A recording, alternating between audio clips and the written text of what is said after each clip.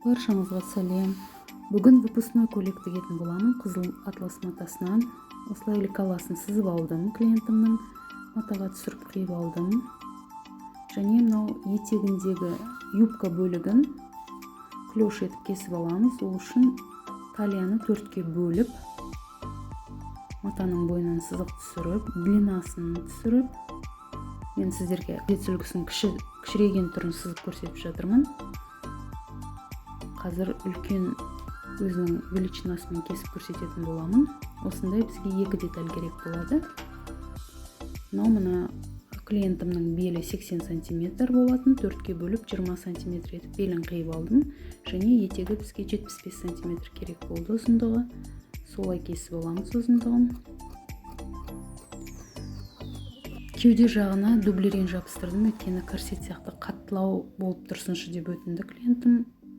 Дублерин жабыстырғаннан кейін барлық бөлігін бір-біріне беттестіріп тігіп шықтым. Және де мен астар жасадым. Үстіңгі бөлігіне астарды да дәл сол өзінің үлгісімен бірдей қылып қиып алдым. Мына жерде мен етегін, юбкасының екі жағын тігіп жатырмын.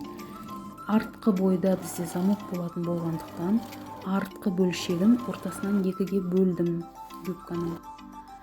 Және етегіне осындай декоративті гүл жасауымды өтінгеннен кейін ұзыншақ осындай мата алдым. Жалпақтығы 22 см және әрбір 13 см сайын, 12-13 см сайын осылай жиырып отырып гүл жасауға тырыстым. Осылай шықты. Бұны юбкамыздың етегіне тігеміз, көйлектің етегіне. Барлығын жақсылап үтікпен үтіктеп шығамыз. Еш жерінде қыртыс қалдырмай. Енді декоративті бөлшегімізді көйлектің етегіне қолмен әдемілеп іліп, білдіртпей ғана тігіп шығамыз.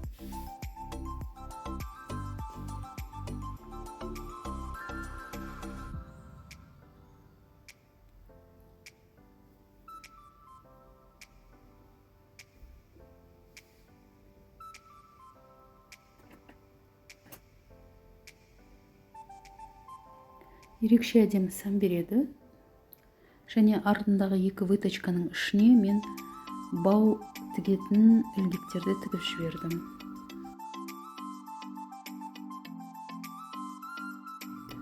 Дайын болғанда міне осындай болды. Клиентіме әдемі жарасымды қонымды болды және өзіне өте қатты ұнады.